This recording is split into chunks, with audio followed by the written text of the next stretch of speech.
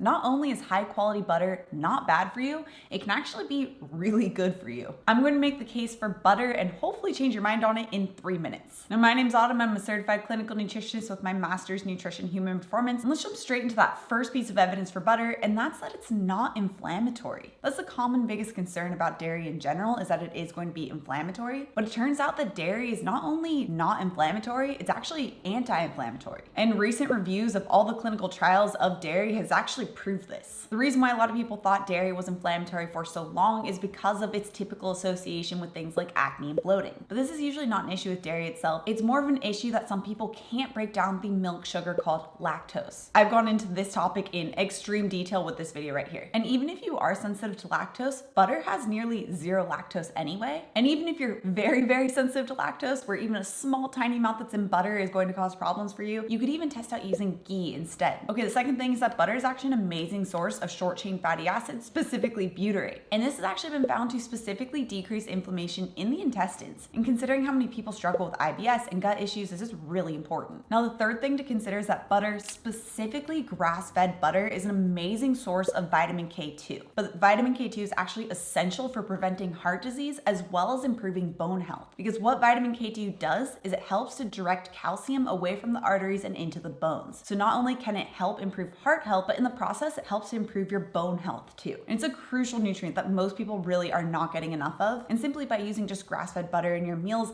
that's a really great way to significantly bump up vitamin K2. There are literally entire books covering the importance of vitamin K2, and it's really only been recently discovered as something that's so hugely important to our health. And it just turns out that grass-fed butter specifically is loaded with it, not grain-fed. So if you are using butter, make sure that it is the grass-fed variety. Okay, the fifth thing to consider is that butter is high in saturated fat. Now, normally that would give people like alarm bells, letting you know that this is like the worst food you could possibly be consuming. But multiple recent meta-analysis where they take a look at all of the research on saturated fat and heart disease actually found that there's really no link between increased saturated fat intake and heart disease. And even if you are still concerned about saturated fat, grass-fed options, which are already really high in vitamin K2, tend to be a lot lower in saturated fat regardless. Now, you can use butter to cook with or to make keto coffee with, which is one of my personal favorites, especially when using intermittent fasting. In fact, you can get my super simple keto coffee recipe and get your daily dose of vitamin K2 with this video right here. Also, if you're new to my channel and you love the science-backed information, make sure you subscribe right here. Come out with new videos every Tuesday and Thursday. All right, guys, thanks so much for tuning in, and I'll see you in my next video.